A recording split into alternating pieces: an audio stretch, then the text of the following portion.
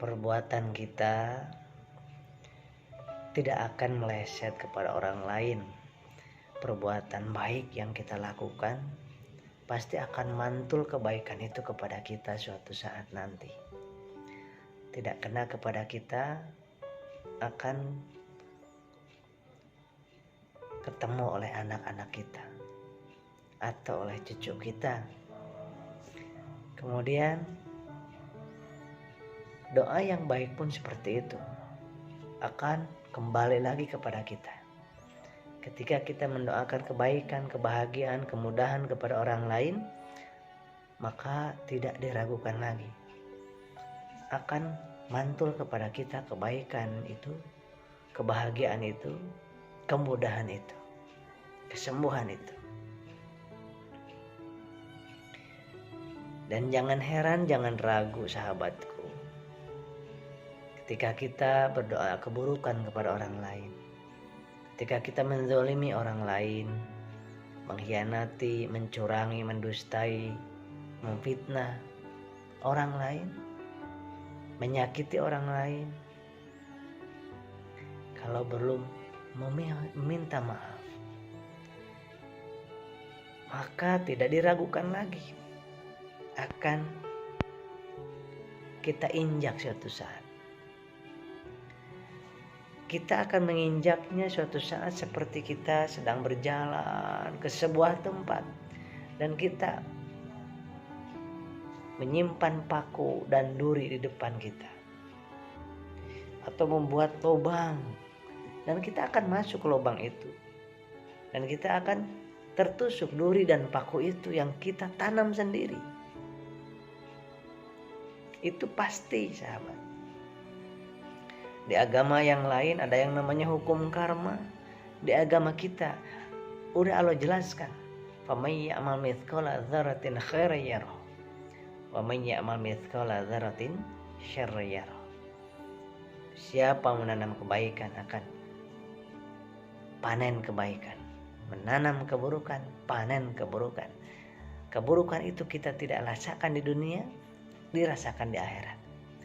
Kita tidak merasakannya, anak kita merasakannya, atau cucu kita yang merasakannya.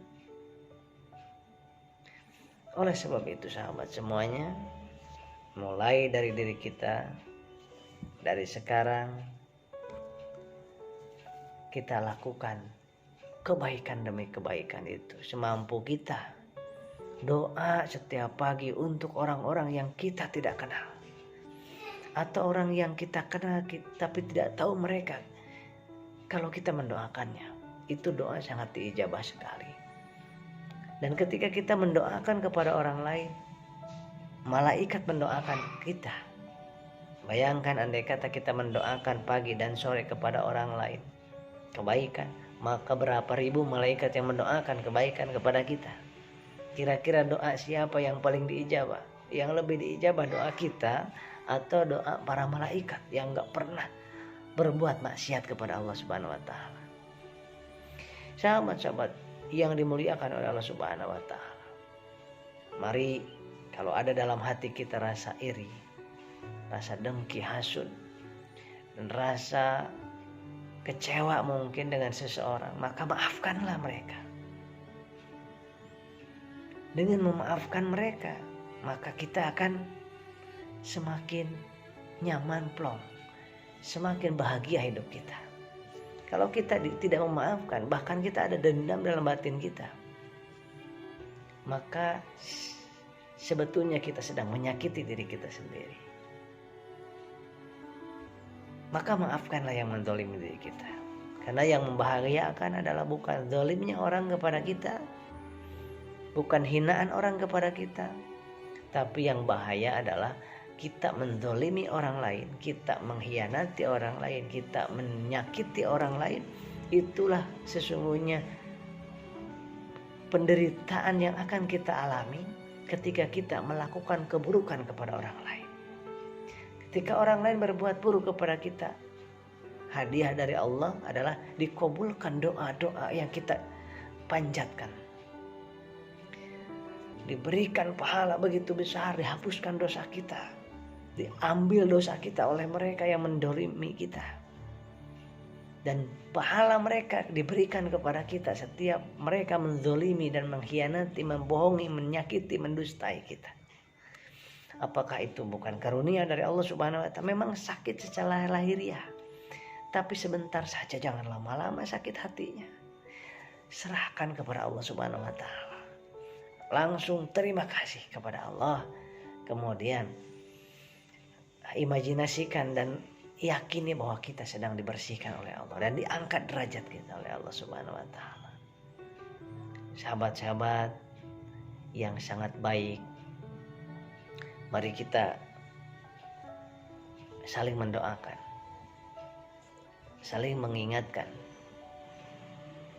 dalam hal kebaikan, dan tidak ada cara lain supaya kita beruntung kecuali 3 hal. Yang pertama, kita tunduk kepada Allah Subhanahu wa Ta'ala, tunduk, taat, patuh kepada Allah, mengabdi kepada Allah. Yang kedua, kita melayani hamba-hamba Allah.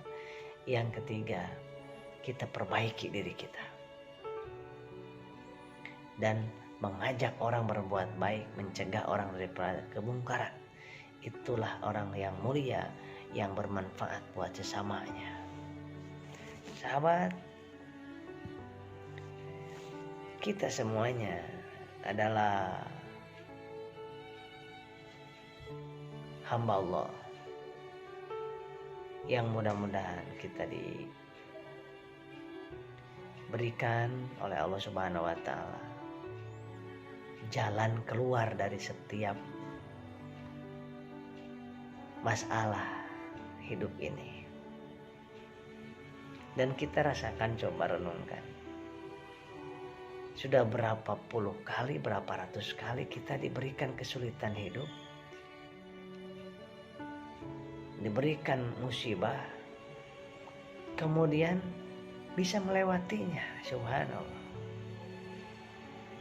kita bisa melewatinya dengan ujian demi ujian itu, yang waktu itu seakan-akan berat sekali rasanya, tidak mungkin untuk kita lewati, hampir putus asa. Tapi sampai detik ini Allah masih memberikan kepada kita jalan keluar. Siapa yang memberikan jalan keluar? Hanya Allah. Melalui siapa? Melalui hamba-hambanya yang ditunjuk oleh Allah, yang dikehendaki Allah. Jadi yang dipuji bukan orangnya, yang dipuji Allahnya. Tapi kita menghormati orang itu, tapi jiwa kita penuh full kepada Allah, bahwa yang menolong kita Allah melalui makhluk itu, dan kita wajib melakukan kebaikan kepada orang-orang itu, karena itu adalah hamba Allah yang dijadikan alat oleh Allah untuk menolong kita. Contoh, kita sakit, yakinlah bahwa Allah yang menyembuhkan kita, dan kita berterima kasih kepada dokter itu, kepada obat. Berterima kasih kepada dokter itu, kepada wasilah itu, karena dokter itu sudah dijadikan alat oleh Allah untuk menolong kita, menyembuhkan kita. Apakah Allah tanpa dokter itu bisa menyembuhkan? Bisa. Tetapi kita dengan bersilaturahmi ke dokter menjadi amal kebaikan. Bersalaman ke dokter menjadi amal kebaikan. Kemudian kita membayar administrasinya, membayar resep obatnya, menjadi amal sedekah buat kita. Jalannya pakai ojek untuk sampai ke kliniknya, sampai ke dokter tersebut, maka itu menjadi kebaikan demi kebaikan. Ketika kita sembuh, maka jangan lupakan Allahnya. Begitupun ketika kita kesulitan dalam ekonomi, kita seringkali mengatakan berlebihan memuji manusia, berlebihan memuji makhluk, sehingga kita lalai bahwa Allah Subhanahu wa Ta'ala yang memberikan jalan keluar itu. Wa may yattaqillaha yaj'al lahu makhraja.